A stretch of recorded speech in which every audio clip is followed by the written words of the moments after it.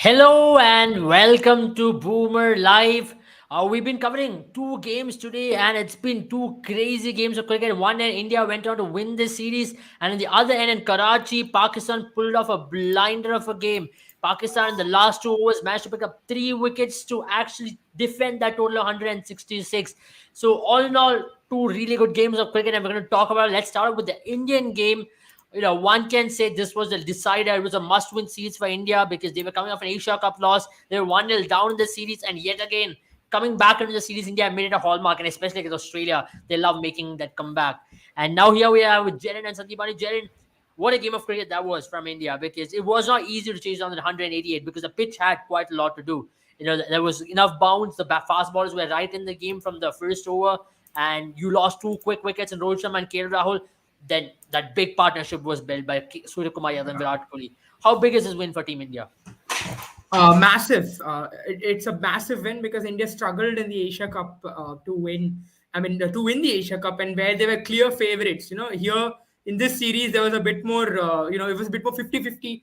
So for India to win this series and, perform well, and almost solve at least a lot of their problems. Obviously, there are a few chinks that we'll speak about.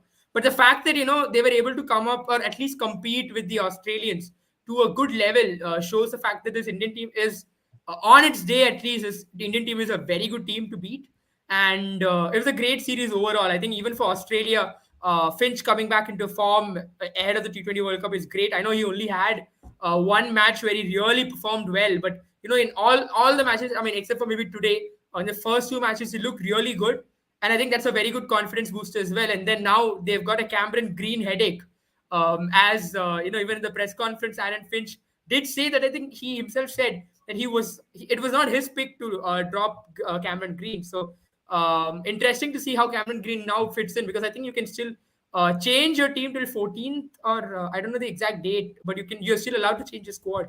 So who knows? Maybe there's some changes you might see. Yeah, I Yeah, I think think just. he's facing some sort of issue with the net. Chalo, I'll just come in here. What do you think, Sandivani? What do you think of the series? India's I win. think all in all, it's a great win for India and a historic win for India. As I think this was the 21st win for India in 2022, Yeah. making them the most successful team in T20 internationals in a calendar year. So that's been one of the achievements that India have achieved to pull off. To be honest, they have played a lot of games this year. But all in all, coming back from that 1-0 series deficit, especially after that Asia Cup, it was not going to be easy. They Yeah. had quite a few areas of concern. I think they have managed to sort out most of it when it comes to batting. This looks more like the stable template for batting, and I think this is going to be what they are going to carry forward to the World Cup.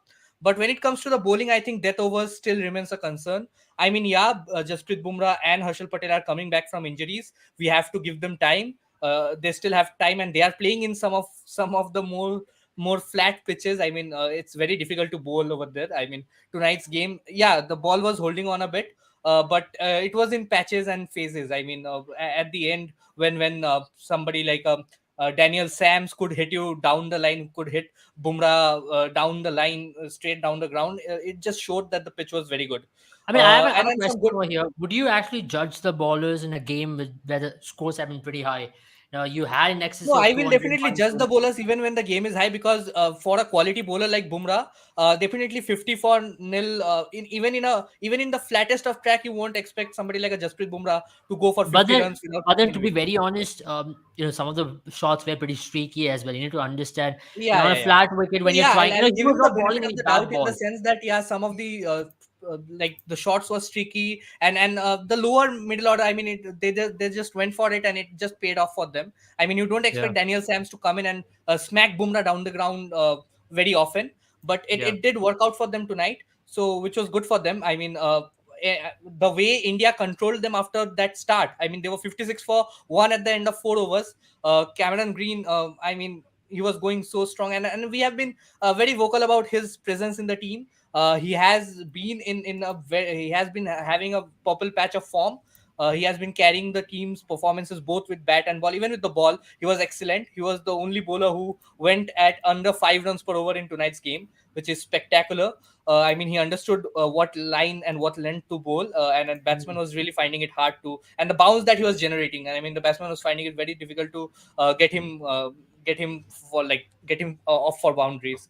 But all in all, I think Australia, the way India strangled them in the middle overs, it was a commendable effort to go in and have that 186 at the end. I mean, kudos to Tim David settling in his new team. The change will not have been easy. It is never easy to come from a different team and represent a well established team where they have some huge talented like middle order explosive batsmen. So making a place in that team, there is a lot of expectations, and Team David has been coming good on all those expectations for quite some time now. Even in the T20 format, in across format like leagues all over the world, he has been performing well. So I mean, it's very good sign for Australia, and it just shows that the faith that they have shown on David, it's showing colors. So it's good for that side of it. But again, I think 186 was still very difficult to defend in this pitch. And It I was, think it was, Brilliant it certainly batting was. But at the same time, I also thought this pitch got a little slower towards after 10th over when India was batting. 10 to 15 overs, there was a time when the ball were not even rising up. So I thought Yeah, but that's then when I you thought just have this to pitch. marvel at the quality of Surya Kumar Yadav, the quality of Yeah. strokes that Surya Kumar Yadav plays. I mean, we I will mean, get to that. We will definitely get to that because yeah. that's a whole segment in itself to appreciate Yeah, Surya all in Kumar all, I mean, Yadav. it's a good performance. Kohli, clinical performance from Kohli, another anchor sort of a knock. He would have been happy if he could have finished the game for the team, but the position for finishing is set for Dinesh Karthik. He has to Yeah, it come had in there to in be. the It last had over. to be there with Dinesh Yeah. Karthik walking in and Hardik Pandya finishing off. So it's just brilliant to see that. I thought it was a well all-rounded series in many reasons. There are a lot of positives for Team India, especially when it comes to that number 7 role where Akshar Patel will be playing because we all know how big a blow it was for Team India when Jadeja had to miss out. When Jadeja got injured, we all were worried about who's going to replace him. But Akshar Patel has taken that opportunity with both the hands, and he's the man of the series as well. But before that, thank you all. We have hit 2,000 subscribers on YouTube, so huge thank you for the That's love you've been showing. 8,000 more closer to Abel revealing a lot of secrets. Oh, it's actually been pretty fast now, so that's what's making me I mean, I did you not know even notice that. I thought it's still somewhere around 1,800. we've hit 2,000 subscribers, and Pretty it's excited. huge thank you from our end, guys. Let's hit 2,500 tonight. I really want you guys to really up the ante for this. I know it's a big series win for Team India, and what a game it has been for our neighbors. Pakistan also right there at 4-2 all in that great game. They defeated a very formidable English team who were looking very good in the series so far. Harry Brooks, Liam Dawson really took the game down to the wire, and Harris Raw, what a spell it has been. We'll get to that I match mean, we'll before talk that. about the Pakistan game later, but I just want to add this point right now. I mean, I'm very eager to say it. I mean, looking at somebody like a Mohammad Wasim ball, I think Fazal Faruqi can take a lot of notes on how to bowl to tailenders. I mean, not try to bowl that Yorker length and I just mean, try to yeah. keep it in the good length. Yeah. I mean, I also give captain credit to Babar Azam for that field setting. But yeah, it's a very interesting point. Azil says Sky and Virat reminds me of duo of AB and Virat. It also kind of reminded me at some stage because the kind of shots which Sky have and Virat used to play the same way in 2016, if you remember. Virat did score those hundreds when AB used to get out. But before that, Virat used to take the second gear and AB used to take the game on. And if you've noticed some of the best years of RCB when AB and Virat used to bat, it was Sky, it was AB who was taking the ante up, and Virat used to be in the first gear. Then once AB gets out, Virat accelerates, and at times, if Virat is striking the ball on a very good day, AB takes the first gear. So that kind of is a good duo which is building up at number 3, number 4 for Team India, isn't it, Jared? Oh yeah, absolutely. And I mean, I'll just point it out. There's this question in the comments as well. For me, I felt where Australia and I mean not exactly the same, but yeah, this is exactly the question, right?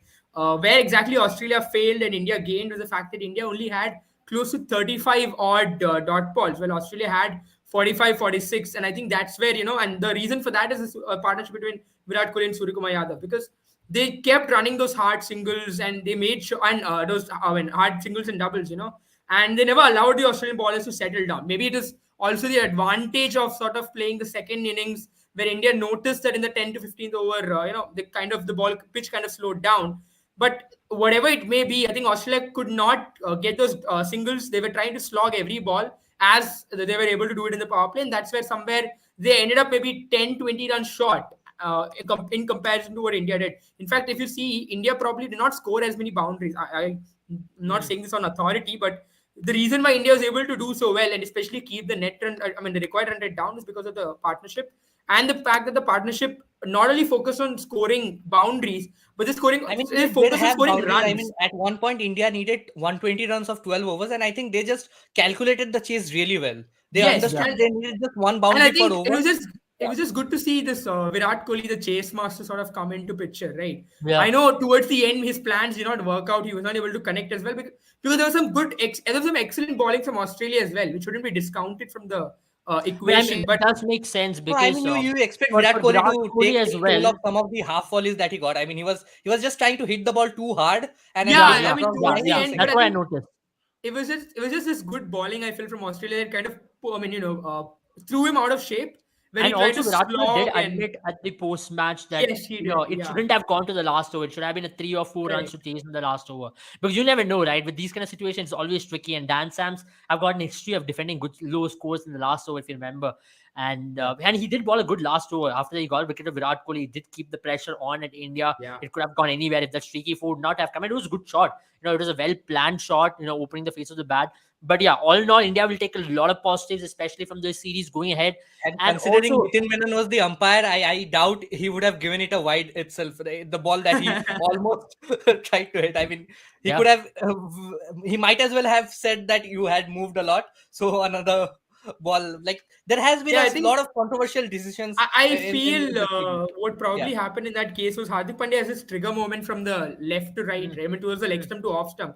So I think he interpreted it as movement, but Yeah. I don't think Hardik Pandya exactly moved at least in that delivery.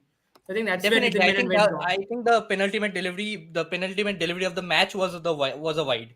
And So it could yeah, have cost India a lot if with that and also streaky I think boundary not the moved. other yes. umpire, the decision that he made, the wide that he gave, I think that was a bit harsh on the like the bowling team. I think it was just down the So it tram line, and balances Hardik out. Pandya was actually playing in the Yeah, off it kind of stump. balances out, so it doesn't matter at the end of the day. But ultimately, if I would say, because we also had a comment saying that Hardik and Virat did slow things out. But yeah, when you lose a wicket, with the kind of way in which Surya Kumar Yadav was striking, you do lose that kind of momentum when you lose that wicket. Yeah. And Virat did take the ballers on after that, but of course, there were a lot of string of dot balls which were played out by Hardik Pandya and Virat Kohli. But at the end of the day, it's about them staying composed under pressure. They not try to do anything extravagant. I mean, Virat even if we don't consider Virat Kohli and Sky towards the end, if we just consider Pandya with that slow start that he got early on in his innings, you have to understand that Pandya is one of the more confident players in the Indian lineup. He's very confident about his abilities. He knows exactly what is needed, and he's very chill in the when he's out there in the middle. Yeah, And yeah.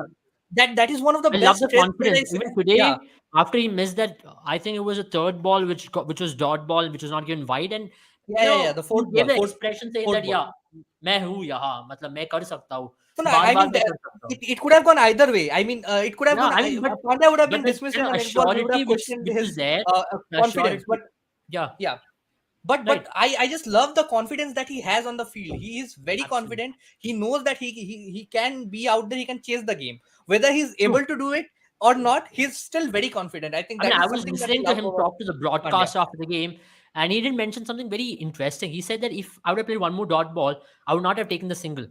I mean, that's something which was very interesting for me because he told that even if the ball would not have gone for a boundary, I would have not taken a single and not given the strike to DK. So that means he kind of backed himself to also finish the game off. So that's a crazy kind of confidence. But at the same time, you have to back it. At times, it might not come off, but on that day, you shouldn't be criticizing him because he's a player who's filled with confidence. He's a player who believes in himself.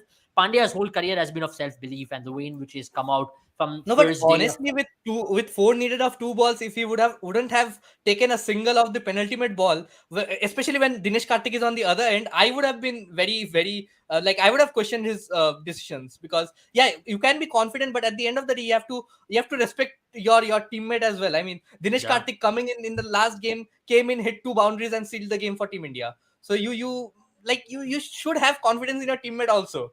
So yeah, if it was somebody like if it was Harshal Patel or Akshar Patel, I would have understood. But Dinesh Karthik is in the team just to finish the game for you.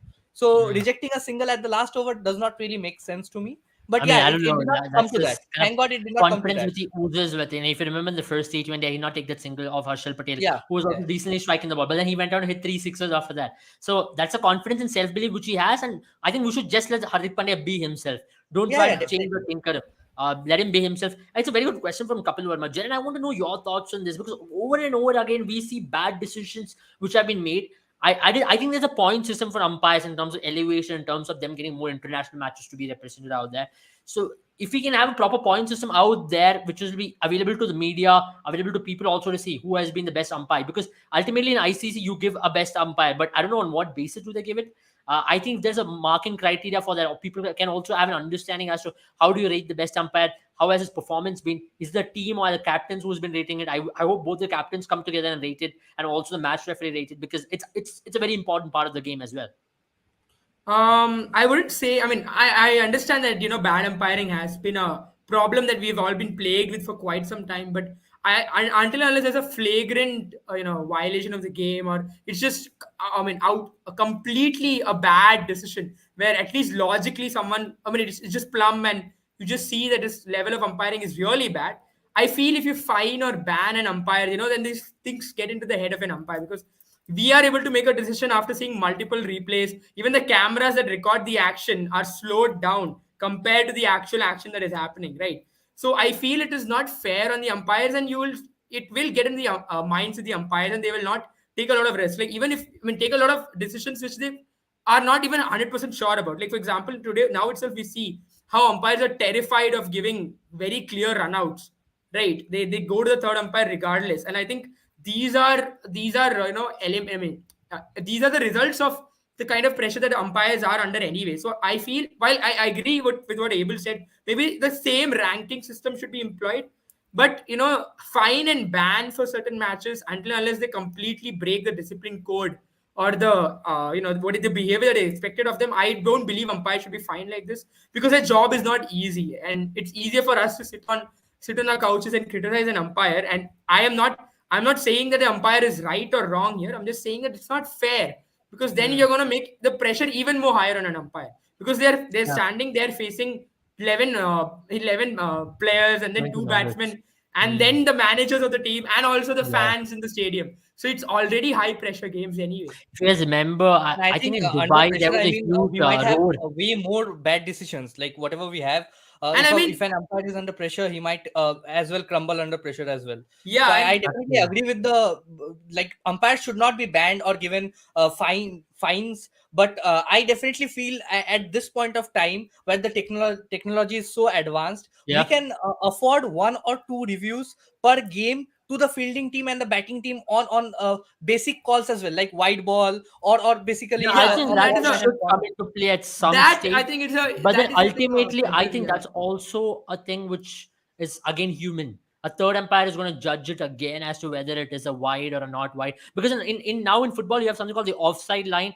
and you have a goal line. If you have technology like that, if this is Yeah. wide, then not wide. But in cricket, what happens is it is that one member, right? If that batter is going to stand outside the off stump, then the wide call totally changes. If the batter is going to stand outside in the middle stump, the wide call changes. Again, you need a human intervention for that. So I don't think AI can really take over that, because you still need human And I judgment think to a call very it. good example of that was the run out of Glenn Maxwell. I think.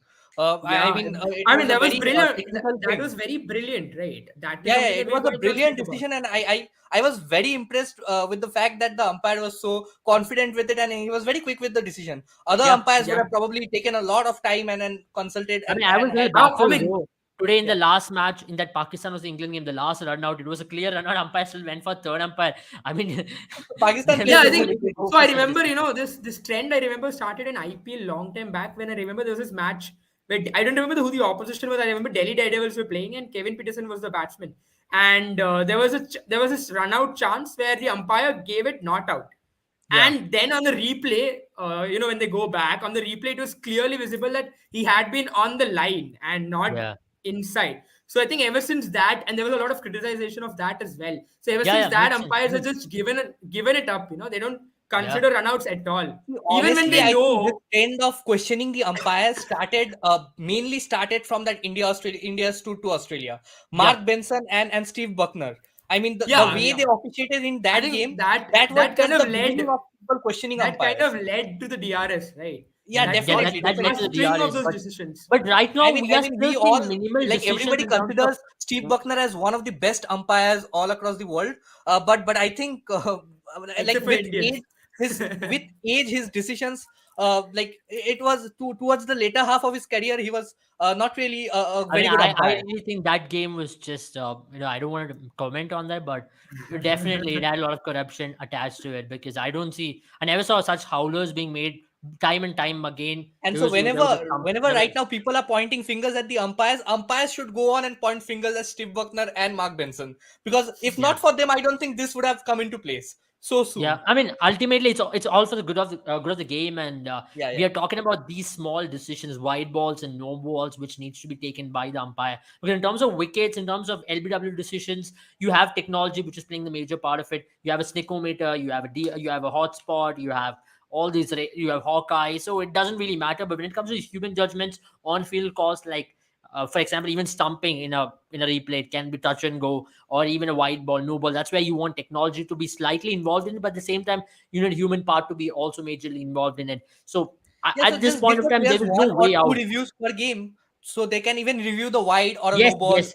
In Yeah, I football, think now there is a new thing that there's going to be a ball which is going to be it started in UEFA Champions League now. Now the ball yeah. is going to actually dictate the trajectory as to whether it was offside or not. So it's very interesting. So has a ball left the Yeah, player's but I feet think at that I point where think the in ball is in? cricket will not be. I mean, that kind of innovation is not going to be easy in cricket at least because we Yeah, know the cricket ball.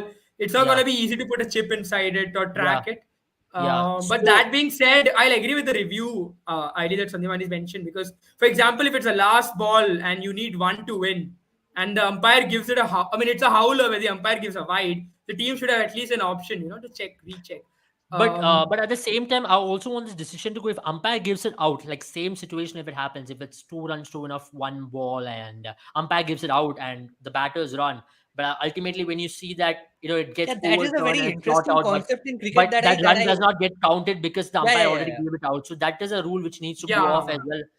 Which needs to go Definitely. I off mean, the dead ASAP. ball concept is very, very sort of old fashioned, according to me. I mean, it's been coming on for ages, but right now, I really feel that if the decision has to be like if the decision is changing, if the umpire is like has to overturn the decision of out to not out, the player should definitely be allowed to take like account for that single, because at the Yeah. end of the yeah, day, yeah. that one run or that two run can And easily also, I want a decide. legitimate, if technology is going to come into play for these white balls, I want a legitimate area as to if the batter is outside the crease from these many centimeters to these many centimeters is wide. Because now you are saying this is wide to this umpire, this is wide, not wide to another umpire. Let's keep a legitimate rule from, okay, this many meters is what is a wide, this many yards you need to be out for a wide. So then a technology can draw a line and see if that was the area in Yeah, which I he think has. I mean that Then I is think that's going to one solve a major lot of issue problems. with cricket, right? Because cricket rules are so subjective of sorts. Like for example, Yeah. you look at the recent rule where you have any movement which the fielding team makes, which can mislead the batsman, for instance. Now that is very subjective. Any umpire can interpret it in any way. I mean, even if Yeah. I'm scratching my head before, I mean, standing in the Yeah. slips, Yeah. the umpire might say that, or mid on, the umpire might call it as as a way to as a method to mislead the I batsman. mean, So I think leading into this, let's go to that controversial opinion which took place yesterday. I think we should talk about it because it's been We something should which has talk been. about the entire series. We I should was talk very about vocal we about should the talk fact. about Why series. not talk about the entire series? India trounced England 3-0 Yeah, at their home. I mean, we I mean should that's talk brilliant. I about mean that, not that's just the beautiful blanketing cricket thing. from our women. I think we should talk about it because it's time. We have been celebrating about Team India, men in blue. Let's talk about women in blue who achieved some. There was some history. We'll talk about us winning at home. Let's talk about our women who went to England and defeated the former world champions who were Yeah. England, and they were the finalists as well. So they were a very good team who they were up against, and it was Julian Goswami who was going to bid adieu. As you know, in tennis it was Roger Federer who bid adieu, and in cricket, the goat of fast bowling in the world, it was Julian Goswami who bid adieu. It was a brilliant farewell for her. What a farewell, because Harmanpreet Kaur, under them, they've been playing some brilliant cricket. I mean, I have to give credit And to Harmanpreet somewhere Kaur. at some point, I was really feeling sad for somebody like a Mithali Raj, because I think she deserved to go this way as well. I mean, Yeah. she just announced her retirement midway without without any matches But to be very going honest, on. Like, the form Mithali Raj was under scanner for the longest period of time. Jhulan Goswami was picking up wickets, but the strike rate, again, the template, no, the strike yeah, rate. the strike rate of Mithali Raj was a question, but I mean, Yeah, I in think, the and ODI format, she was it isn't. performing really well. She's had a long career, right? And throughout her career, she started playing. She didn't even start playing cricket under the BCCI. I think women's had a different Yeah. organization. So she is played cricket for so long. Now cricket has become professional. Women's cricket has become professional in terms of teams. England has become a professional team. I think Australia is a professional team now. India is also going towards that. There are women IPL in plans. So women's cricket, we talk about how men's cricket has changed, but women's cricket has just it's changed quite a lot. So from when Mithali Raj had come in initially, her strike rate was one of the most attacking strike rates in women's cricket. So must not be easy for her to be claimed as one of the slowest batsmen. And it's Yeah, but but to but be honestly, I honestly feel that Mithali Raj was not one of the slowest batsmen, because I think the consistency with which she scored runs. I mean, she scored runs where other players found it difficult to score runs. I mean, India were getting Yeah, I bowled mean out for 170, she was 180. a quality bat, but the Yeah, issue was on pitches where you had a potential for, let's say, 250, 260. There also she would score. I mean, 50 of I mean, yeah, there were a 100, lot of and questions, especially in this World Cup, because we are moving into the yeah, new template, new era of cricket where yeah, exactly. definitely. I bowlers think And could put the out major runs. thing was the new template. Yeah, India was yeah, moving into the new template thing, and I think yeah. The world in honestly, all for format of Jhulan cricket, you're Goswami, I moving into think a new another template. 2 years she could have easily continued playing cricket, because she is in good form. She was in good form. She had been picking but up then I wickets. At suppose least She we was should have been very part of the economical. test team. If Indian women were playing more I test suppose matches, you wanna go out on a high, and a player knows when they want to Yeah, retire. I mean, And she yeah, decided that the last World Cup was held this year, so the next World Cup, another 4 years or 5 years from now, she won't be able to play it till then. I mean, yeah, realistically yeah. speaking, I mean, so if might as this well call format it was very quits. Yeah. often in women's cricket, you would have seen her at least continue in that format because she was timing the ball so beautifully. And let's pull out some interesting thing from a legend himself who has always played with fair game. You know, he's been an ambassador of the game because he's talking about cheating and he's talking about cheating on field. So I had to oh, mention it. I mean, I'll give you a context here. I think the recent ICC meeting has removed Mankad from even unfair Yeah, ways of getting Yeah, yeah, out. yeah. yeah. So I now it's think a it's And no the longer word legitimate fair Mankad is play. way. no more used because Yeah, Mankad it's is a run out. It's it's a simply run run out. out. So let's It's a let's be run very out. It's clear. a run out. I I'm love the sorry. way he Yeah. has used he's used. I think it's the first time I'm analyzing a tweet, but then I love the way he has used the word cheater. I love the way he has used unfair, terrible act, worst spirit. The man himself has proven time and time again in the field that he's put his country first. He's played brilliant bit of cricket for his country. He's bowled some brilliant no balls, which has led to the history of the country as well. And he's brought the game a lot of laurels and achievements. And for to come from him, I think it's a big deal. I mean, let's all give a clap I for think him. I would like to Let's all I clap would for like this to man. call I a lot think of he all names. I mean, deserves this clap. it's not just Mohammad Asif. Yeah, I think Abel lost power at the wrong time. I think he ended up clapping, and probably the automatic light system switched off. I have no idea. Uh, Yeah, something like that.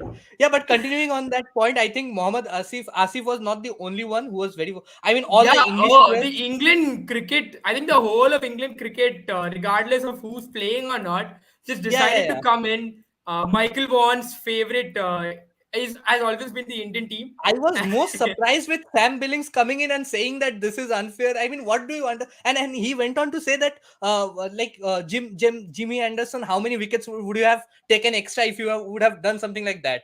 I mean, I mean, that's even if just nonsense. I mean, nonsense, yeah. to be very fair, they won the World Cup because of a rule which is totally absurd. I They just won the World Cup to tweeted that. I celebrate. just tweeted that it is very very interesting that a team that has won a World Cup on an overthrow of the bat Not just overthrow, they coming in to won the World complain. Cup on boundary count, which is also a very unfair rule in itself. No, I mean, So overthrow the of the team was bat winning is that. something we would take back.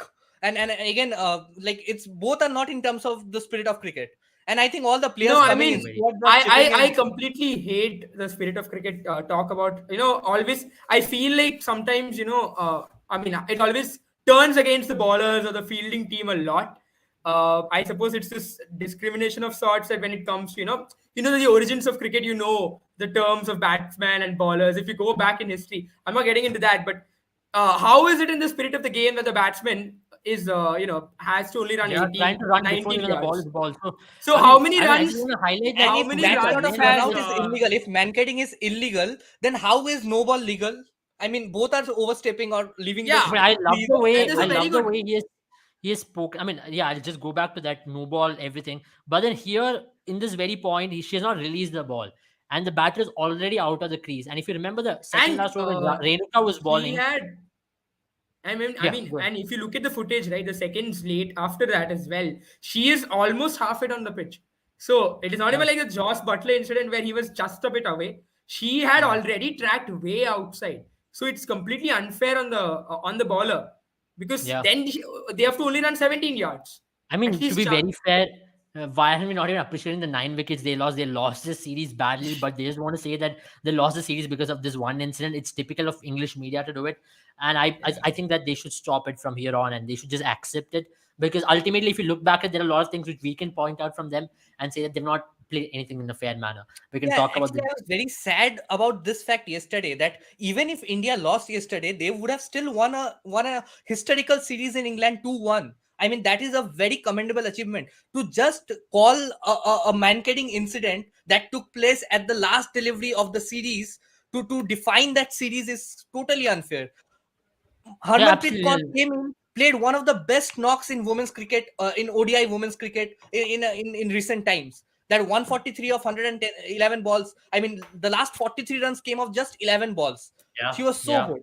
I mean, to overshadow that with something that Dipti Sharma did I to mean, win they the had to do something of this sort to, really hide their defeat in the series, which was this, of this magnitude, where an Indian team has traveled abroad and done it. So, of course, they had to bring in something. And now nobody's talking about India's win. Everybody's talking about the Mankading incident. Not Mankading, it's a run out and non-strikers end incident because Mankad in itself is such a derogatory racist term because we're yeah. talking about Binu Mankad, who has been a legend of the game just because he did it. And there was a headline in the newspaper in 1948 which said that Mankad, because that was the first time when something of this sort was done in the non-strikers end. And of course, the media being racist, they called that a monker, and then everybody started calling it a monker. That in itself is such a derogatory term to be used. And the same thing for Chinaman bowling as well. Chinaman, because once upon a time there was a Chinese-looking guy who did left arm wrist spin. Yeah, I think You're calling him a Chinaman. I mean, he was from the, it was half Chinese descent or something like that. I Yeah, yeah, think half that is Chinese the, descent.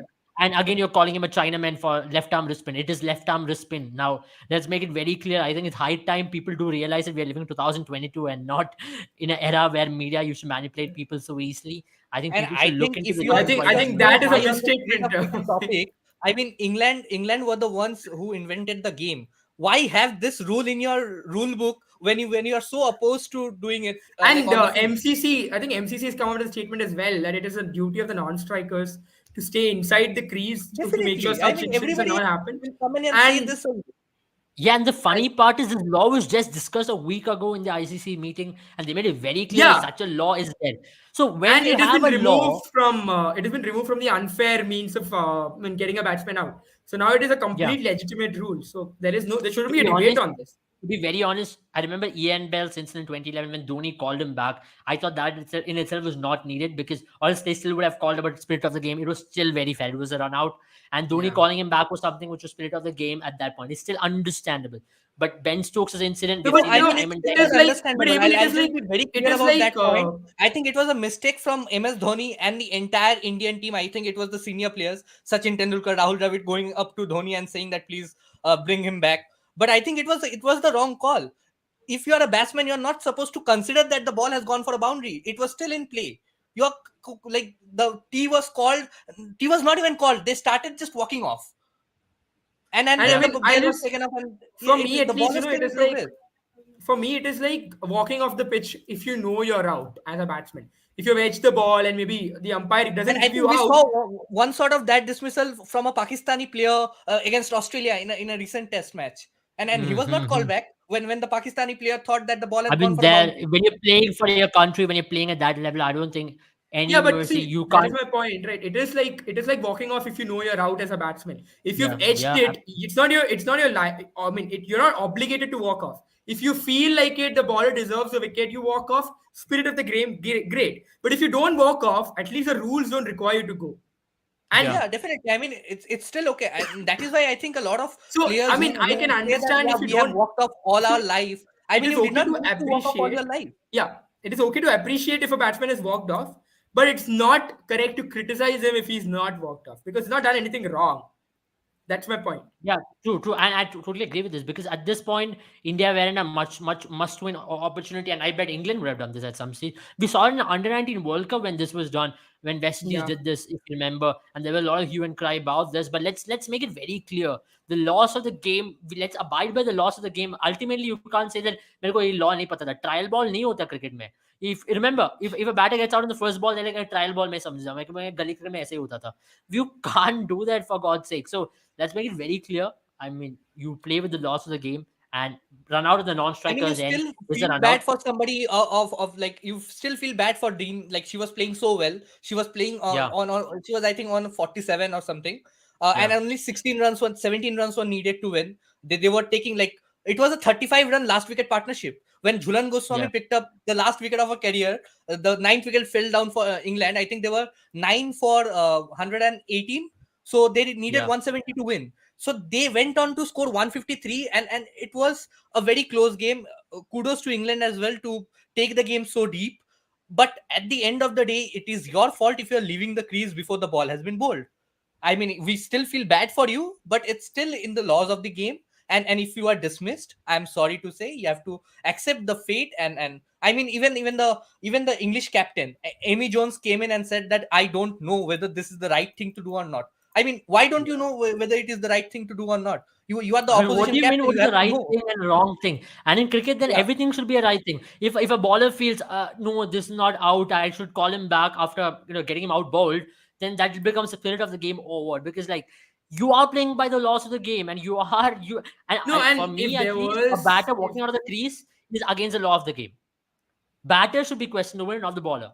Because a yeah, non-striker who walked out of the crease that is is out of the against the spirit of because the game because that is cheating exactly, the system, right? And if exactly. there was anything right or wrong, that is decided by the rules of the game. And if there was something wrong, the umpires would have intervened, but the umpires did not. The captain was Yeah. comfortable with it. The team was comfortable with it. You cannot argue then. You just have to walk I off. mean, to be very fair, yes. Yes, And the because only thing I that also Charles mentioned Dean, because I think, the only yeah, thing that Charles Dean should do is probably have drills of staying in the crease when the ballers are bowling. That's the only thing she yeah, has to do. yeah. But at the same time, if a bowler oversteps or balls out of the crease, you call it a no ball for a reason. For the very reason, a batter who's gonna before the ball is being delivered, if a batter starts running to the striker's end, then that should also be called unlawful in many ways. So that's the only way to I prevent mean, it is to have a run tomorrow, out of the what if non-strikers. the batsman begins? I mean, stands at halfway mark, halfway down the pitch, because this rule is according to you against the spirit of the game. He can start from there. Only the striker has to remain in the crease there. Yeah. That can Yeah, also be argued, right? yeah, That is yeah. basically what Makes it sense. is. She's starting Yeah, so her Oliver, starting another three it was four. very disappointing to see that single incident overshadowing the entire Yeah, series where the Indian team played so well. They chased down 233 or 234 with ease in the first game. Mm, They went on to mm, score over 330 in the second game. In the third yeah, game, they were almost like they restricted England to less than 160. They defended yeah, 169 successfully. So yeah. a yeah, wonderful series win from Team India. Great bowling. Renuka was brilliant up front, and I think Rajeshwari Gaikwad, I think she was brilliant to come in and like the fifth wicket, if I can remember the way, I think it was the fifth wicket. The ball was pitched on the leg stump and it spun to hit the top of off stump. So that was beautiful bowling from Rajeshwari Gaikwad and brilliant bowling all around. Jhulan Goswami, the last 2 overs of a spell were maiden overs. The last over was a wicket maiden. So that just goes to show the caliber of the team, the brilliance of the team, a brilliant performance from Team India in England. To be like, it's a series to be actually proud of, because India have found it very difficult to win series in England. Even the men's team find it very difficult to win series in England. And when the women's team have gone there and dominated, they have trounced England 3-0 in ODIs. which is a magnanimous feat. I think it's brilliant. Harmanpreet Kaur, the captain, leading from the front. What a series! 240 for 50 odd runs. Got dismissed only once at a strike rate of close to Yeah. 100. It is a phenomenal job. Smriti Mandana, I think she had scores of 91, 40, and 50 respectively. So 181 runs in the series is brilliant. I mean, all in all, I think only Shefali Verma had a bad series. She'll be looking to counter that. I mean, she's a very young talent and very talented. And I think brilliant keeping from. I was very impressed with Yashtika Bhatia as well. To Yeah, be dismissed, pretty to be much. the last person to be dismissed in that gold medal match, to come back so strong in the ODI score, like Shefali Verma did not get going in any of the ODIs, but it was Yastika Bhatia and Smriti Mandana who got India off to a good start in the first and second ODIs. So I think brilliant batting and brilliant wicket keeping from Yastika Bhatia as well. And then the I mean, bowlers well did their summed up job. by you, Sudhimani. I mean, well summed Yeah. up. He's just covered the series so beautifully there. Let's talk about Indian team, the men's team, who just won the series as well, because we had to talk, we had to address few issues. Thank you, Kapil, for starting or sparking the debate, because we had to address the issue because some of the legends of the game have come out and stated that what happened yesterday was unlawful, and especially the greatest legend of it all, Mohammad Asif, to come out and say that it was cheating in itself is a very funny thing. So we'll not dwell much into it, because I believe he's just calling fools for himself, and it's like a double bluff. And I would say you dig your own grave, and when you use such terms, you dig your own grave in literal terms. But let's talk about Team India. How impressed are you, Jaren, that now you have your openers almost playing with a certain bit of intent? Virat Kohli is back in form. So do you expect Virat Kohli to play in such a way? Because he is now playing in football what you call holding position, controlling the game from there, number three. He's actually doing it in a beautiful way, because at that point when you lost 2 wickets, you needed someone to control, but at the same time, he did not let the intent go off. And he knew when Surya Kumar Yadav was striking the ball well, he actually lowered the template, and he actually was, just maneuvering the singles, because that partnership, Virat Kohli's role is as important as Surya Kumar Yadav 69 odd, isn't it? Let's talk about Virat Kohli, because it's something which everybody wanted to know as well. And yeah, let's talk about Virat Kohli, address that. Yeah, as I mentioned, right? I think that's the best part about Virat Kohli in those 10 to 15 overs where Australia struggled to even get the ball, get to the non-striker's end. Virat Kohli was running singles and doubles, and what he did really good was the fact that he gave strike away to Suryakumar Yadav. He realized the potential of Suryakumar Yadav, the way he was batting, and that is something that we've seen in Virat Kohli time and time again. As you mentioned, he's done that for RCB. I mean, when AB de Villiers was batting, or even when Chris Gale was batting. I mean, I think this is in Pune, if I'm not wrong. When Chris Gale was going all bonkers, Virat Kohli was just a spectator taking singles and giving it away to Gale. And he does this. He's really good at this, right? And that is the one thing that I love about Virat Kohli in T20, because T20 cricket has come a long way, but one thing I've seen really disappearing, and something that I also saw in the Asia Cup from teams, where the fact that they were not taking singles or doubles, they were not rotating strike. And best players are very good at taking singles, because what it does is make sure that the bowler is thrown off, because every single Yeah. time a bowler has to come with a new plan for the next batsman. So it's not easy for a bowler to set up. I mean, as someone who likes to, who is a bit of a bowler, I would love to bowl all my 6 balls at one player rather than have two players share the deliveries that I bowl. So that's what Virat Kohli did really well. And because of the fact that India only faced around 30 odd dot balls in comparison to Australia's 48 or so, India was able to make sure that the run rate never got away from them, because Yeah. that's what's Yeah. important. And again, I mean, I stress this again, that when you take those singles, right, what you tend to do is you keep that strike rate up there. At least you don't let it fall below 100. And also, what you do is you make sure that the required run rate is balanced, especially in a chase. Singles and doubles are very important. And I mean, I also love the presence of mind that they had. When there was a short ball that was balled, Virat Kohli ran a by, which is something that you don't see from batsmen. At least you only see that from tail enders who want to get off strike. But that was something interesting, because those are the runs which help you win matches. True. And now India will be playing South Africa in 3 days' time. It will be first match will be in Thiruvananthapuram, and South African team has arrived. There is no Russi Van der Dussen, so that's a big hit on South Africa, and they have to still. The Themba Bavuma is a great captain, but his batting is still a thing which is in question. He But went against India, unsold in SA20, so I think he's pretty much being looked at as just a T20 captain. I Nothing don't more. think ever there has been a case where your national team's captain has gone Yeah. unsold in their own league. I think it's It's it's very happened surprising. to national team captains in other countries. Never happens in your own country. Yeah, That's yeah, just true. I mean, it must it's take. very I mean, it must have. surprising. I mean, Bauma's I confidence must also have think with taken a hit. SA T20, there's a lot of Indian way of operating. They only look at merit Yeah. and they don't really want the brand value because you don't want to carry a Temba Bowma. Rather, you have Tristan Stubbs, who's the next big thing in world cricket or next big thing. I Yeah. mean, I'm pretty excited about Tristan And Stubbs and what that is he's doing. that's the thing about franchise cricket as well, right? They have their own way of operating. The dynamics are very different from the boards. So it was Yeah. very interesting though. Abel is looking much refreshed, even Jaren. I think it has to do a lot that we have gotten a break from the college, our college, Yeah, no we disrespect, were but having exams for quite some time. Now we're yeah. pretty. This is the only thing we're focusing on. So yeah. Yeah, so there's a lot of mental peace in terms of you don't have to do a lot of assignments and there's no exams at the back of the I mind. hope our So teachers are not watching. if any of our teachers are watching, please change the rules of the college. Request again once again, but nonetheless, we'll talk about it. So that's the reason we are much more refreshed. We are able to focus on the Yeah. games and watch a lot of sports. Actually, have fun watching sports and comment on sports even more, and take down people who talk toxic shit about sports. Sports, especially the ones who are they're the big pundits. So that's our aim to set the sports clean and talk good things about sports. Definitely, we'll talk about Pakistan. We'll move to Pakistan in some time. But before that, Sandeep, now the South African series is big for Team India. Hardik Pandya going to NCA, Bhuvaneshwar Kumar going to NCA. You have Rajdeep Singh who's making a comeback into the team after his conditioning session in NCA. What do you expect out of the series for Team India, especially in death bowling? Do you see now a pair of Bumrah and Ashdeep bowling from 16 to 20 overs? I would ideally like to see that, but tonight Harshal Patel bowled a very good 20th over.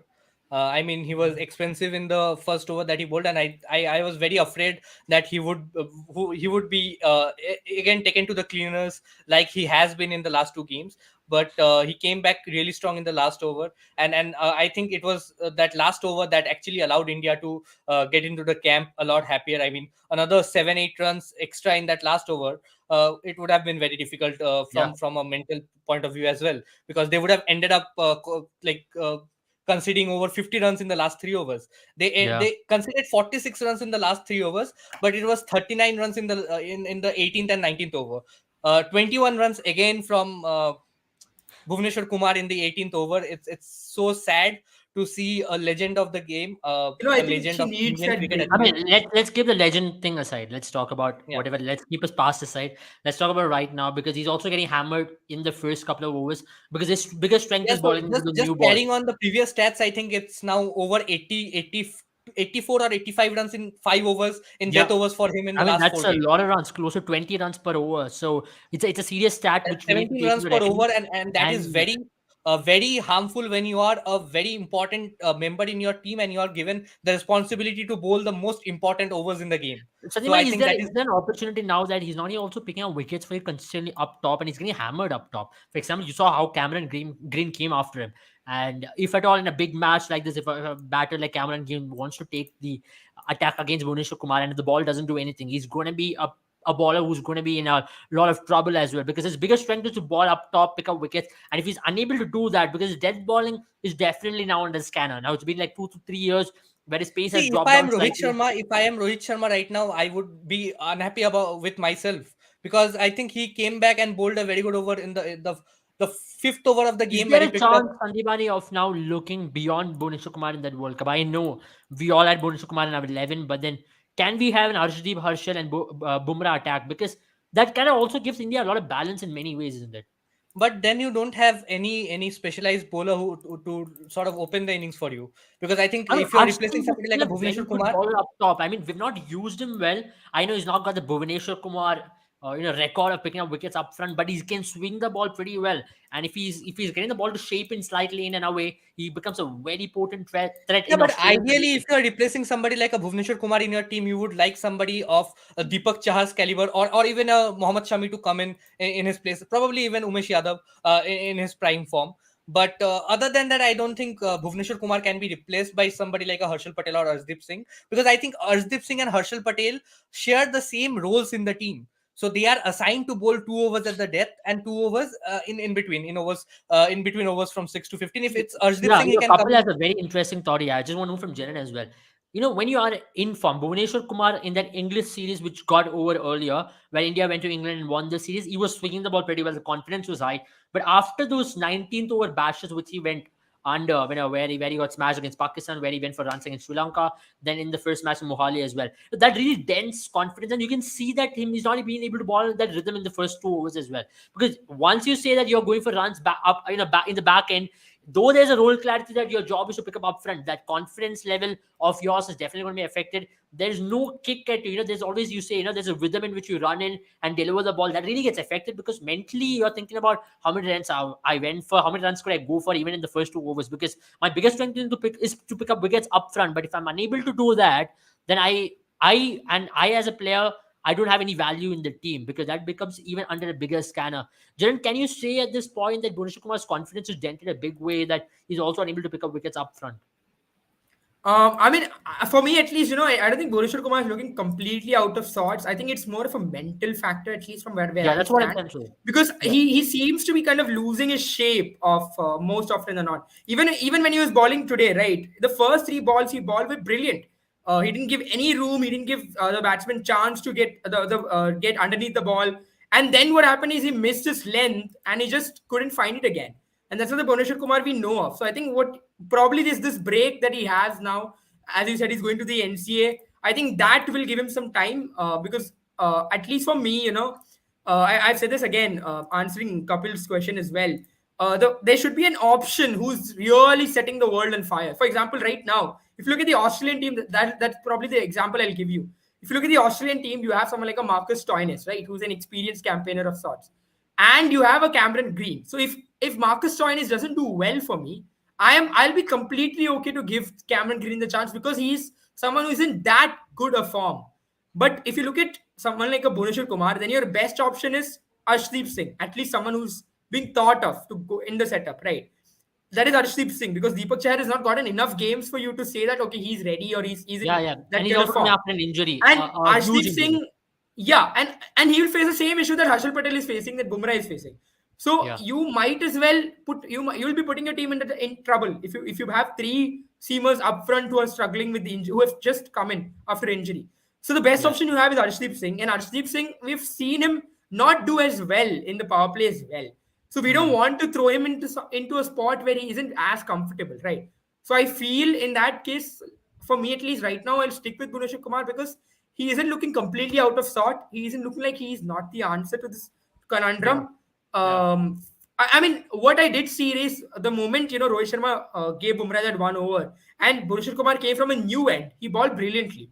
So Yeah. maybe it was also the end he was I bowling was from. also very surprised with the fact that Harshal Patel did not get that 18th over which Bhuvneshwar Kumar balled. On a normal parlance, Harshal Patel is your designated death bowler alongside Bumrah. He Yeah, had yeah, yeah, yeah. 3 overs to ball, I and mean, he I got a think I very think last that's over. where Rohit Sharma missed a trick for me. He should have balled Bhuvneshwar Kumar out after the power play as well. Yeah. Maybe given him at best, maybe give him the 15th over. I think Bhuvneshwar Kumar I shouldn't think ball we should not let Bhuvneshwar Kumar ball after 15 overs. He should be placed out within exactly. 13 That is my overs. point as well. He should ball the 15th over and then it should be done with. I mean, there is Not more than no that. question of his credibility when it comes to picking up wickets up front, but I'm just saying that you're only going to dent his confidence even further if he's unable to Yes. deliver in the Yeah, yeah, death yeah. overs. Then you're I going to think say that he's not going to have any rhythm. Then he's going to go for runs even up top, because that's always going to play a part in your mind. I remember when you had Praveen Kumar, who was a very good bowler up top. He used to swing the ball, pick up wickets, but then you started making him ball in the death, and he used to go for a lot of runs. Then that really affected him in him picking up wickets up front as well. That really dented him and took him away from the game for a longer period of time, than which he could never make a comeback. So these things do play a part in the larger run. How important is bowling rhythm? For me, I'll answer that question by saying that bowling rhythm is very important.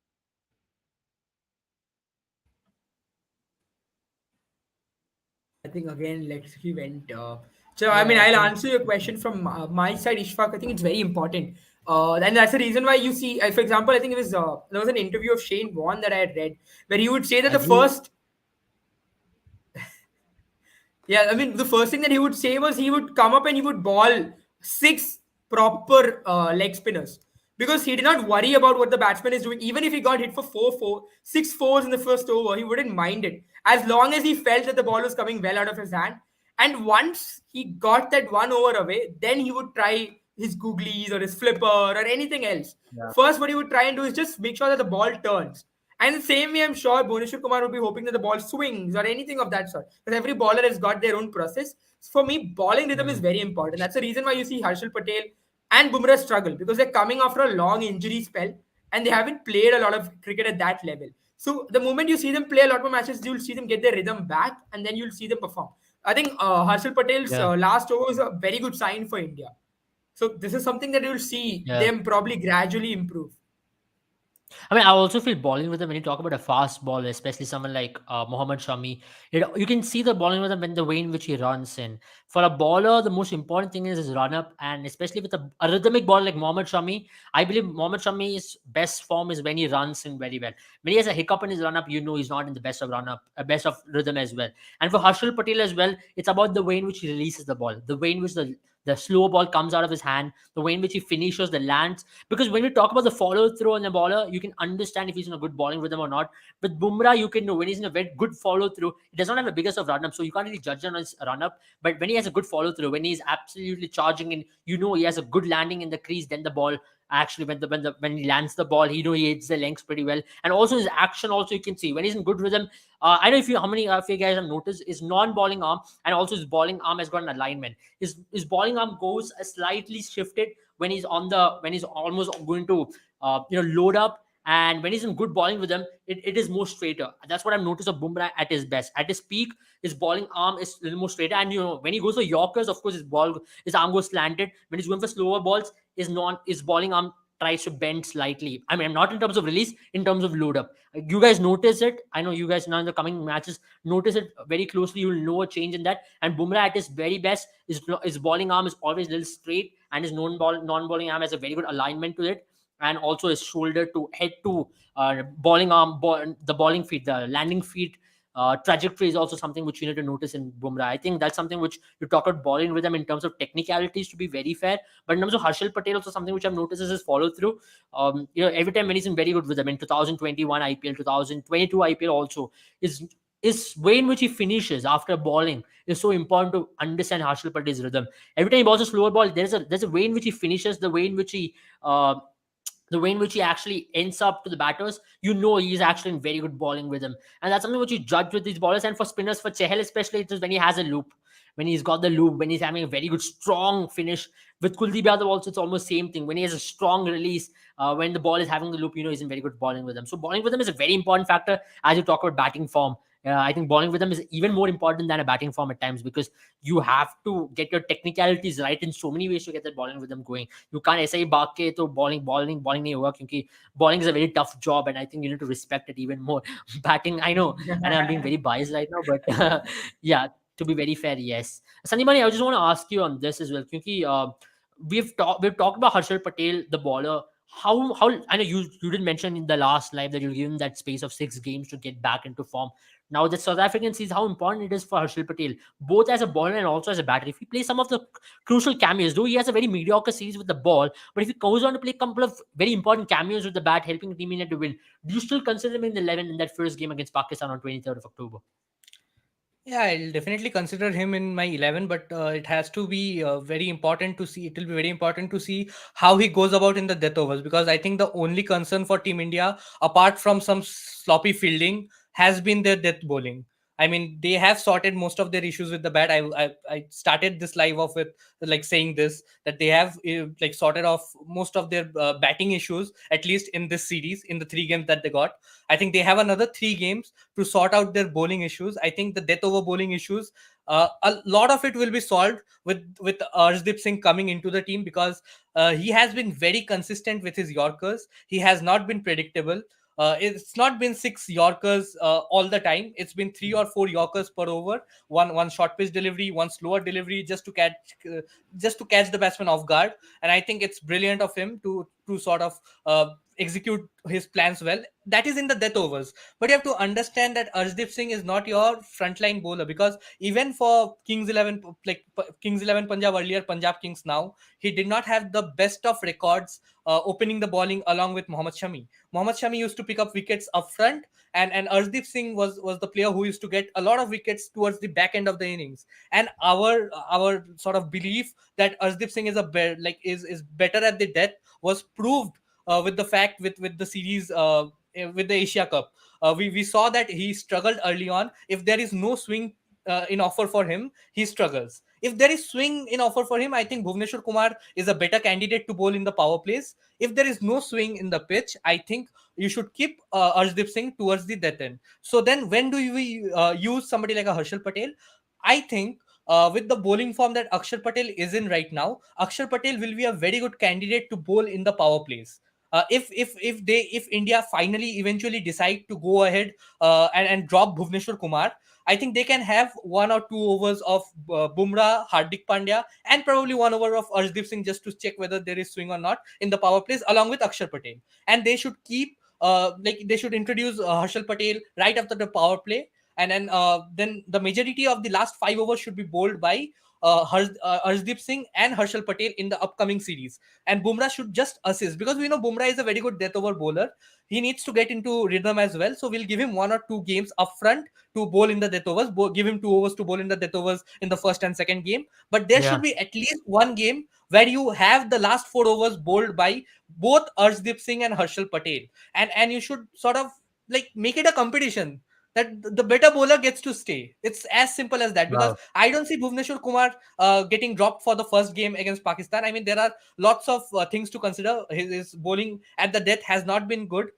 He has gone for plenty of runs at the death overs, but I think you have to sort of give the blame, like the blame needs to be shared with Rohit Sharma as well, because I mean, he knows the bowler is struggling. It's something to do with him not being able to execute his plans in the death overs, but he's still persisting with Bhuvneshwar Kumar at the death overs, probably to gain his confidence back. But this is just not working for him right now. I mean, that is not working. I mean, yeah.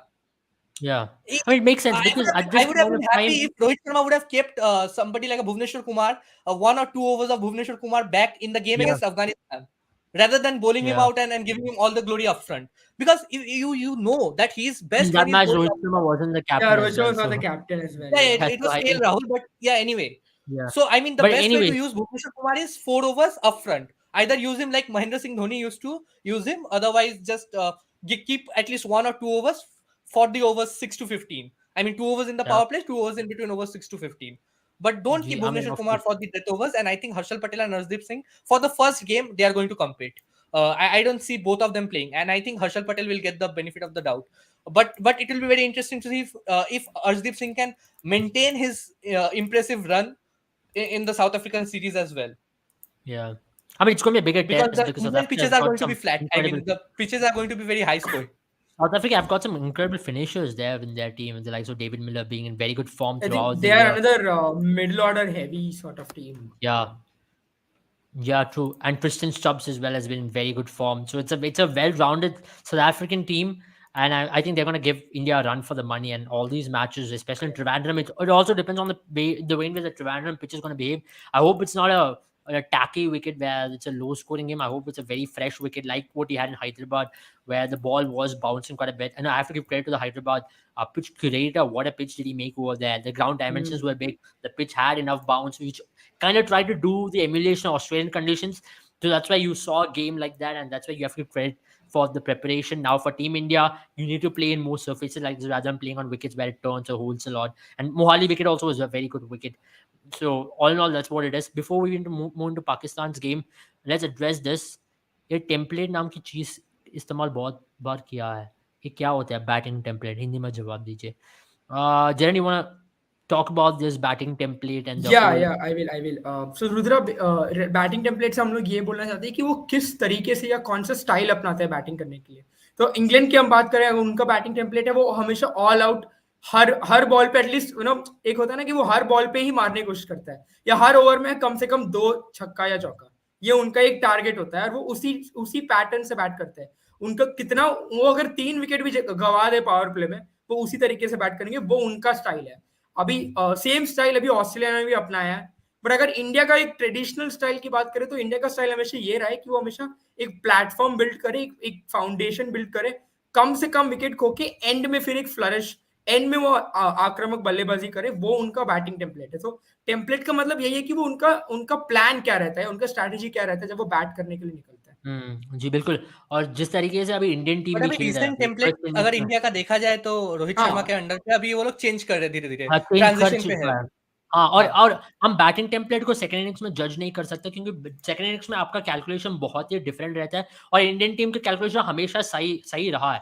पिछले हाँ। 10-15 साल में हमको Chase करते हुए कोई problem नहीं रहा है, और आप देखिएगा हम्म, तो पिछले वर्ल्ड कप में भी हमको कहीं पर भी कोई प्रॉब्लम आया तो वो था पहले बैटिंग करते हुए वक़्त। जब पाकिस्तान के साथ भी हम पहले बैटिंग किए, न्यूज़ीलैंड के साथ भी पहले बैटिंग की, और हमको कोई प्लान नहीं था कितना रन्स मारना है। तो अभी आप देखिएगा तो आपको पता चलेगा कि आपका रन रेट ऊपर ही होना चाहिए। उसी वजह से आप देख रहे हैं कि जैसे रोहित शर्मा पहले मारता था बहुत बड़ा रन्स, अभी नहीं मार पा रहे क्योंकि वो इम्पैक्ट के पीछे जा रहे हैं। 30 रन मारने की कोशिश कर रहे हैं, 30-35 या 40 रन मारने की कोशिश में विकेट विकेट गँवा दे रहे हैं, और वो भी टीम के लिए खेल रहे हैं। और आप देखिएगा तो अगले 10 साल में और भी आपको स्पेशलिस्ट बल्लेबाज़ी आएँगे। आप अभी कैमरन ग्रीन को देखिए।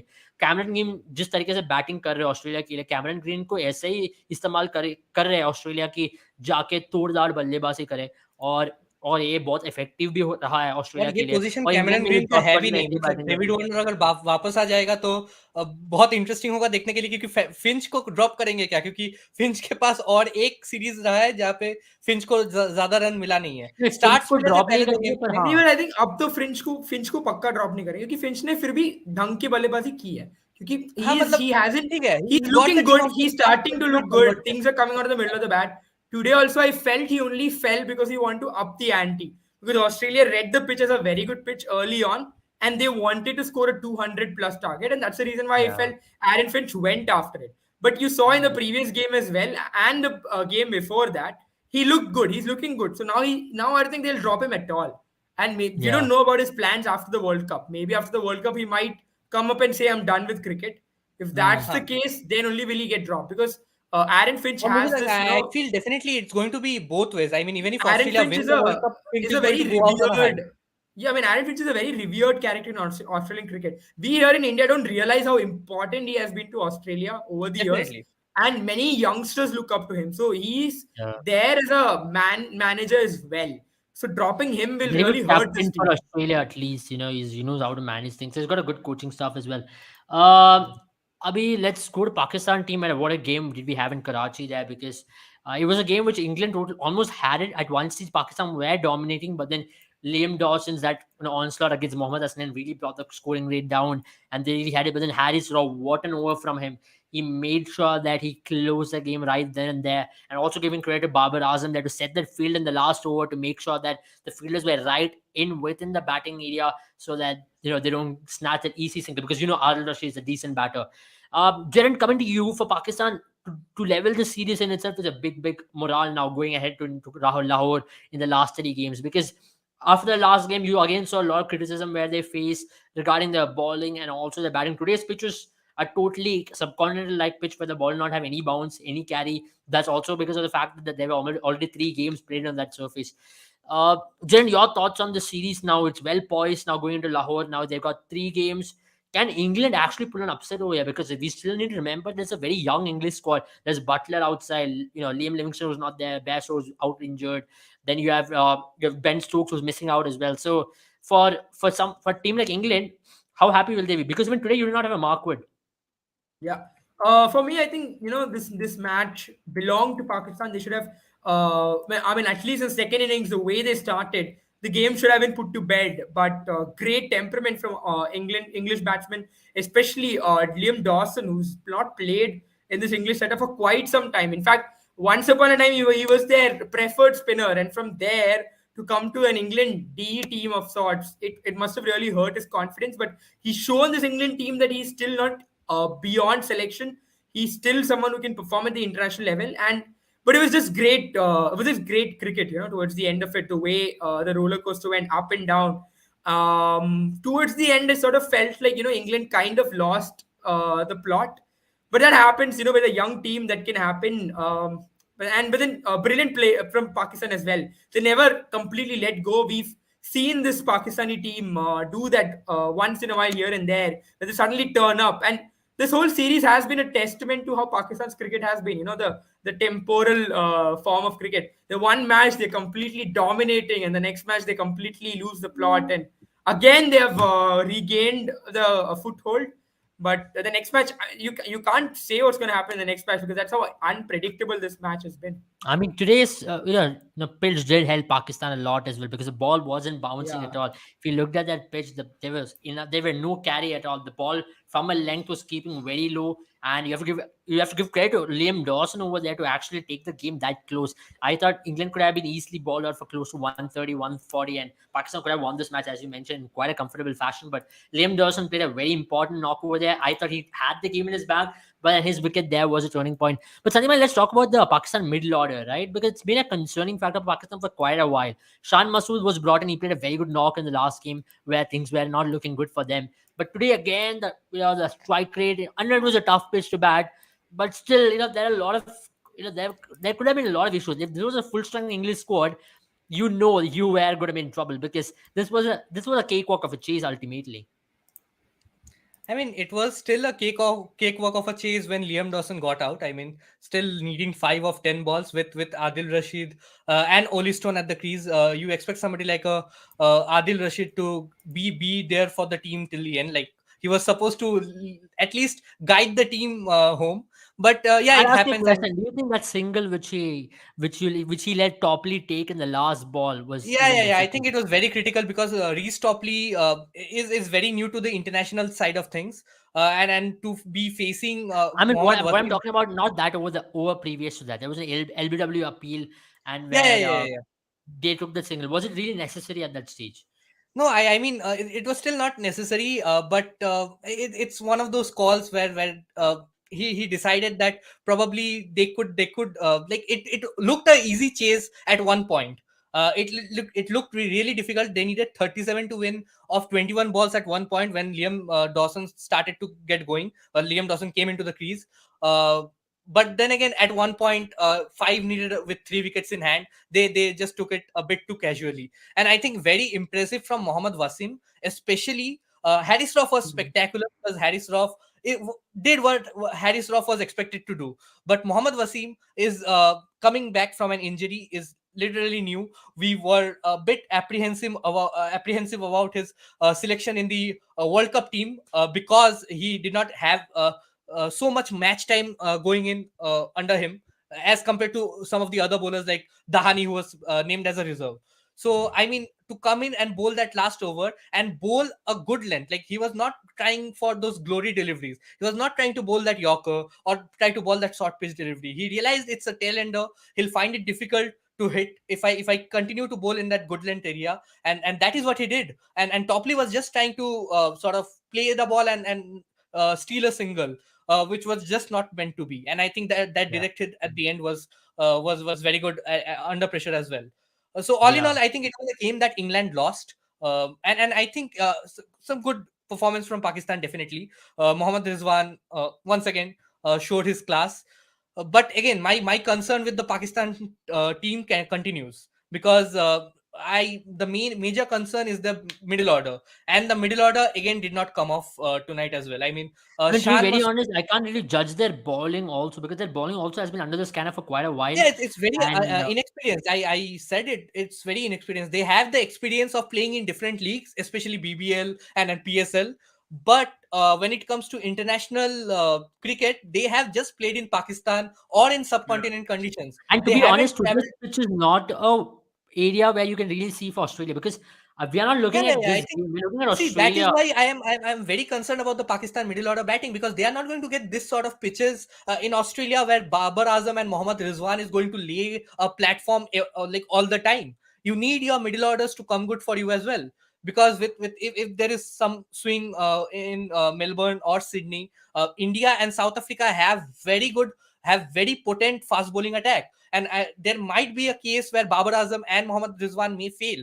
So I ideally I wanted Pakistan to give their middle order a longer rope, a longer opportunity to get going in this series.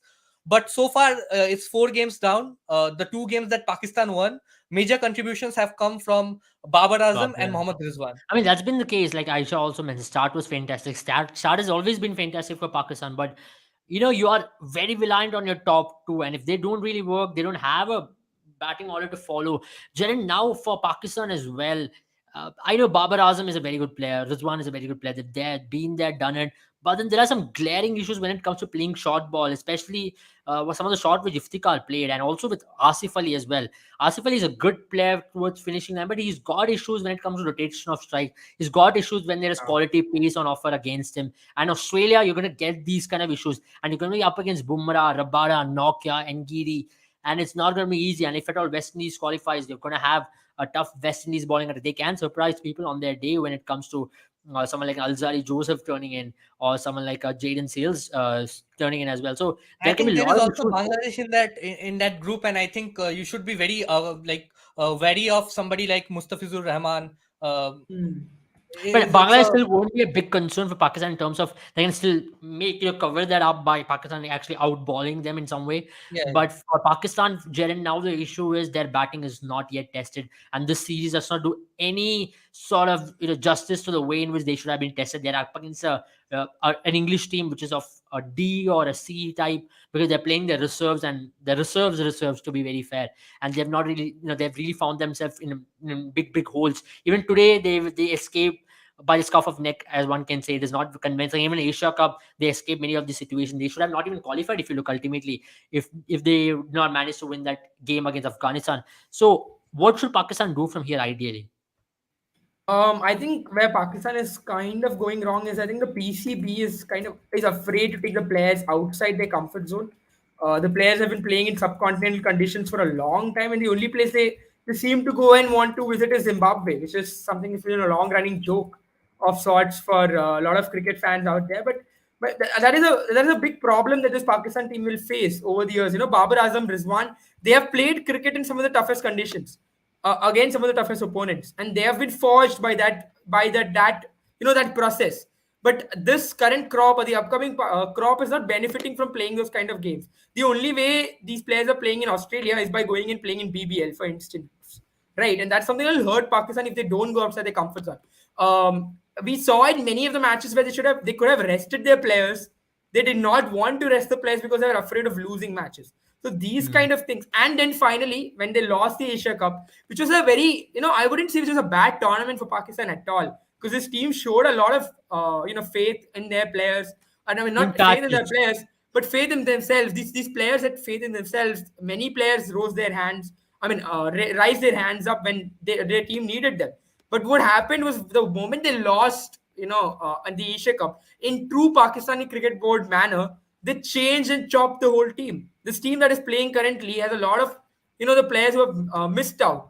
So I feel, at least in this stage, until unless your players haven't been playing for a long time, you should give them some rope. And neither have Yeah. they done that, nor have they given, thrown. Or at least they should have experimented this series. At least the first three games Yeah, they this should is have a done. series where they should have experimented. I mean, England did, right? And the reason for that is because England wants to know how good their reserves are. So Yeah. that is something that Pakistan cricket should look at. It's not like Pakistan. See, Pakistan is a place where cricket is loved, where there's a lot of players waiting in the wings. So you need to give chances to You can players. And imagine if your primary captain is sitting out saying that I'm going to drop myself to try a Will Jacks or a Phil Sort, and it speaks yeah, volumes, to be very fair. And for Pakistan, you're time and time again bowling Hasnain, time and time and again you're trying to ball Haris Rauf out. There is no break for them. Imagine if Haris Rauf pulls out in one of these games. Your World Cup is going to be a big correct. issue because Shaheen Afridi is going to be coming after an injury. You still do not know at what stage is his fitness, how's his rhythm going to be, because we've been talking about bowling That's rhythm. one more He's thing never I'm worried easily come about, back. Abel. That's one more thing I'm Yeah. worried about because we don't know how fit Shaheen Afridi is, and I was worried about this happening. If Pakistan lost Asia Cup, then I was worried they would rush Shaheen Afridi. Now there are things that we don't know about that his doctor and the board can only tell us, and maybe they know something that we don't, and maybe Shaheen Afridi is fit. But in case if there is even 2% doubt, the value that Shaheen Afridi holds for you is much bigger than a silverware in one T20 World Cup. Because if it tears something up, because an ACL injury can be very devastating for a player at his age, because it can mean that he might lose some good years of his career. Yeah, So you and need to be careful of to that be as very well. fair, I think they're trying to fast track him just for the World Cup, Yeah, and that's it's what I'm not a worried good about because I, thing. I feel they believe somehow that this team needs Shaheen Afridi, or Shaheen Afridi had one silver bullet that would have won them the Asia Cup, which is not far from the truth. Shaheen Afridi in that Pakistan team could have easily won in the Asia Cup. But that being said, do you want to risk someone who's in the prime of his career? Maybe what happens if he tears his ACL and that injury just aggravates, Yeah, because yeah. a fast bowler I is a mean, very, we saw that with Jofra Archer as well. So there's a reason why England is not trying to fast track him and bring him into I the. believe India made that mistake with Bhuvneshwar Kumar. Once upon a time, it's a long time back when India did not have that kind of reserve of fast bowlers, and Bhuvneshwar Kumar was one of the best we had. And India balled him out a lot. They tried him everywhere. They tried him in every format, and then injuries came, and then those injuries never went away until recently, where he's worked hard to come back. So Yeah. these kind of things can happen to you, I mean, Aisha and says we need Shaheen started bowling in nets, but the fact is here, Aisha, that bowling in nets and bowling in a match situation under pressure is two different things. The kind of workload you're going to be carrying into a match situation, a World Cup like game, how your body is going to react. And yeah, Because there's a lot of bowling in nets, mental aspect as yeah, well, right? We saw Naseem yeah, Shah cramping up because of those mental issues. Because like yes, he yes. was, so these kind of things can happen. And Australia is not an easy place to go and play cricket. And these are hard pitches, to be very fair. Is landing Yeah, is going to take an even bigger toll because you're going to land on harder surfaces. In England, when you land, when your toe lands, the pressure is going to be much lesser. Even in India, because the pitches are slightly on the softer base, the landing is going to be much softer. But when it comes to Melbourne, when it comes to Perth, when it comes to Gabba, the landing is going to take a toll on your feet because, especially on your ACL, because he's a fast bowler, he's going to come in. He's going to come in and put in your all effort in a World Cup game against India. Your adrenaline is going to be high, and on his landing, he's going to put a lot of pressure. I think he's going to ball close to 16 overs to the part of the group stage. I think 4 matches, 16 overs is what I'm looking at from Shaheen Afridi. But 16 overs can and be yeah, I mean, looking at something how which the can. Pakistan team operates, even in these matches, they have balled out their best bowlers. So Shaheen Shafii is definitely bowling the 16 overs, regardless of how much he goes for. Yeah, to be very fair, I think they're still fast tracking him in a way which they shouldn't. Maybe his medical team knows better than us, but understanding how fast ballers work, how things work across the world, I think Shaheen Shafridi can be rested for this World Cup and tried out in 2023. You have a World Cup. You have two World Cups coming in 2 years, one in 2023 in India, and 2024 you're going to go to West Indies and play a T20 World Cup. 2025 you have a Champions Trophy in Pakistan. So you don't want these things to get affected for one of the World Cup. You have so many ICC trophies coming. So I mean, you Yeah. still can afford to take a rest, and you have better bowlers in your country to do that. Sandeep, now talking about Pakistan as well. Pakistan's bowling still not tested in many ways because today's surface is definitely not the way you want to test the bowling. But do you see any positivity in terms of Mohammad Wasim? Do you think Mohammad Wasim really starts in that World Cup game alongside Haris Rauf and Shaheen Shah if he's fit? See, it's very difficult to say which three bowlers actually start, because if Shaheen Shah Afridi is 100% fit, I think which is going to be very difficult to achieve. I mean, even if Afridi is playing in the first game, he's not going to be 100% fit for sure. I mean, probably 80-90% fit.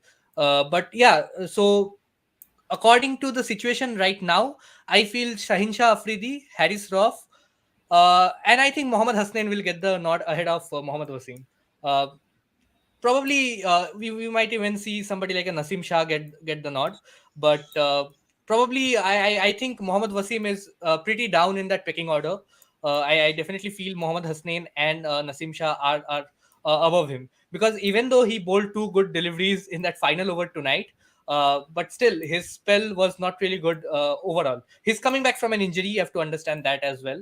So another 3 games to go. It is I'm going to be also very. pretty surprised that he also had a side strain and he was fast tracked straight into the series after a side I strain. I mean, mean, at Pakistan, least I think right now they are very sort of. I I'm trying to look for a word. I mean, they are really rushing their players to come back to fitness, and they are not really trying their bench strength. I think Shanawaz Dahani with one bad game dropped. Again, I mean, it's a bit whimsical, one might say, when it comes to Yeah. Pakistan's team selection. But yeah, right now I am also baffled with the fact that right now I think the one thing that Pakistan really needs is an experienced batsman in that middle order, and I absolutely don't understand why Shoaib Malik is not in that team. I I think mean, there's a lot of backroom politics, which is the reason for this. Shoaib yeah, Malik has come out definitely with that backroom politics very has cryptic been tweet. affecting Pakistan for a Yeah. long time now, and it's going to continue affecting them. yeah, true, So true. I mean, I totally agree with that. And Bumrah also coming from an injury. See, Bumrah's injury was totally different. It was a side strain, And and if I you look think at Bumrah, he and was also given rest in the I first mean, he game. was rested really yeah, well. Yeah, he's been even rested though throughout the year, if you remember. and he's been given enough. His workload has been managed very well by Team But India. I don't think. if you consider somebody like a Shaheen Shah Afridi to Bumrah, you will see that Pakistan plays him in all three formats. But Yeah. whereas Bumrah has played like before this injury, before making a comeback to the team in the second T20, Bumrah played only 3 of the last 25 T20 internationals Yeah, for and Team India, right remember, after the Bumrah did T20 not World Cup. travel to Bumrah did not travel to Ireland. Bumrah did not travel to West Indies. Bumrah did not travel to Yeah. Zimbabwe. But with So Shaheen you have Afridi in to the give last your 3 years, has prime traveled to pacer. The all the. best bowler in your team needs adequate amount of rest. Not just the best bowler, the best batsman. I think all the players And need to be in the right space yeah, when true. it And comes to Bumrah that. has Yeah. not played any of these one-day matches when it's irrelevant. Bumrah has only played those matches where there is some bit of relevancy. Otherwise, he doesn't. I was a little angry at the fact that India tried him in that English series and he pulled up there because he bowled brilliant in the first match. Second match also he bowled very good, but in third match he could not play because he already pulled up by then. So that's the reason why I was very angry at the Team India. Otherwise, you look at Bumrah, his workload has been beautifully managed by Team Yeah. India and the management But because the they difference is that Shaheen Shah Afridi has gone on to play all the games for Pakistan. Like whatever game they are playing, be it they are playing weaker teams like weaker teams. I mean, some of the weaker I mean, teams to like be very fair, Bangladesh, if you Zimbabwe. talk Yeah. about Shaheen Afridi, your second best ball in T20 team is Haris Rauf. I don't know, you're not giving him a single day break from Asia Cup. Has been playing continuously. I think this series is totally irrelevant for Pakistan. They should be looking at the World Cup, give him at least 10, 20 days of And good they break. should be looking at selecting their number 3, number 4, number 5 pacer in that order because Haris Rauf and Shaheen Shah Afridi, if both of them are fit, it's 100% sure that both of them are playing the game. So who is your third pacer? Is it Nasim Shah? Is it Mohammad Wasim? Is it Mohammad Hasnain? Or probably you might even give the bench strength Shahnawaz Dahani a go. So you need to experiment among these 4 players because honestly, England are playing a very young, inexperienced side who are just there to test their bench strength. And Pakistan should do the same because we know Mohammad Rizwan, Babar Azam, Shaheen Shah Afridi, Haris Rauf are going to perform well for Pakistan. They are going to start for Pakistan. They have helped Pakistan reach to the height that Pakistan is in right now in world cricket. They have been very dominant with their respective batting and bowling. But you have to understand there are 7 other players who probably apart, like barring Shadab Khan. I think there are 6 other players who have not really contributed in a way consistently. There has been no consistent contribution from the other 6. It's still very sort of a very the selectors are very confused. It's been a confusing approach. They don't know who's going to come in at number 4. It's all flexible. I mean, it's like the batting order of KKR. Who anybody can come in number 1 to number 7, barring Mohammad Rizwan and Babar Azam. I think Shan Masood. They trusted Shan Masood ahead of Fakhar Zaman. They gave him a go. He did not work in the first 2 games, but third and fourth game he did a very good job. I mean, he got back into form. He's scoring those runs. So okay, he's your number 3 right now. But your number 4, number 5, I mean, Iftikhar Ahmed, Asif Ali, Shadab Khan, Mohammad Nawaz, Khusdil Shah need to step up their game. I mean, yeah, Khusdil Shah absolutely. I mean, was coming there's into a the lot of series. issues for Pakistan in terms of batting and in terms of Yeah. bowling as well. There are glaring issues. I think you say that there's no big team or small team in T20 matches, but then there is something called body which reacts to different situations, right? You need to give your best I players mean, rest. for I me, mean, Pakistan I is won't one of the play biggest. all my Pakistan is one best of the bowlers biggest against teams Namibia in. if I know that I'm going to face Pakistan day after tomorrow. Yeah. Absolutely. Truly, truly. We have Path who has joined us. We're doing great, Path. Great to see you here on the live. I hope you're doing really well, and regards from our end. But yeah, with having said that, we'll come to an end of our live. I don't know, we had enough time to discuss a lot of matches. We discussed women's cricket. We discussed umpiring howlers. We discussed on I mean, we the run out and started with not. India, Australia, and then suddenly we shifted into the umpiring fiasco, and then we moved on to women's cricket, and then again we came back to India versus Australia. And then, Absolutely. of I mean, course, Yeah, Pakistan then of series course as Pakistan versus England. well. Yeah. Pakistan versus England, and that series is well poised. And India will be playing against South Africa in a couple of days' time from now. They're going to be playing Team South Africa in Kerala, and from there they'll be playing Guwahati, then Indore. So these are 3 venues for India versus South Africa. I think it's going to be a very interesting series. Before India travels to Australia, I think in Australia they're going to be playing some practice games before those official warm-up games, which are scheduled on 17th and 19th against Australia and New Zealand. Then India will be playing the first game against Pakistan on 23rd of October. So that's a game which we all are waiting for. The countdown has already begun. And Pakistan is also preparing. They'll be playing a tri-series in New Zealand against Bangladesh and New Zealand. So that's going to be a I very mean, interesting. that is a very interesting move. I think that's one very good move by PCB because they're playing a multi-team series, which is going to really help them out. Yeah. So this is a schedule for both India and Pakistan. And do guys remember that we're going to be playing all these? You can play all these contests with Boomer 11. The link is right now in the bio. Click on it, download the app, make your team, because there's also UEFA Nations League going on. The Football World Cup starts in a couple of months' time, and also the Cricket World Cup. The countdown has already begun. We are less than 30 days away from that big game of India Pakistan. Also, the qualifiers will be beginning. The UAE team is in action. If you're from the UAE, it's a proud moment. The UAE team will be in action. It's an opportunity for UAE to qualify and play against the big boys. You have your Ritya Anand, you have Aryan Lakara, you have the big boys in action, and I'm very excited to see. You have Chirag Suri and all these I mean, lads will be in Bangladesh. action. I think Bangladesh was facing UAE tonight, and it was a very close contest. Bangladesh eventually won by 7 runs. So Yeah, UAE so just took Bangladesh to the limits in the first yeah, so T20. I think UAE they'll team be, are in good form. So I'm yeah. very excited to see how UAE goes about in the World Cup. Proud moment from a lot of UAE people, and it's going to be exciting to see how they really step up in the World Cup. It's an opportunity for them. I hope they qualify. If they don't, also it's been a good run for them. There's a lot of development in the cricket over there. So excited to see how things go there. Have a good night, guys. Have a good weekend as well. Bye bye. Good Bye-bye, night, guys. guys, and thank you for the 2,000 subscribers. I mean,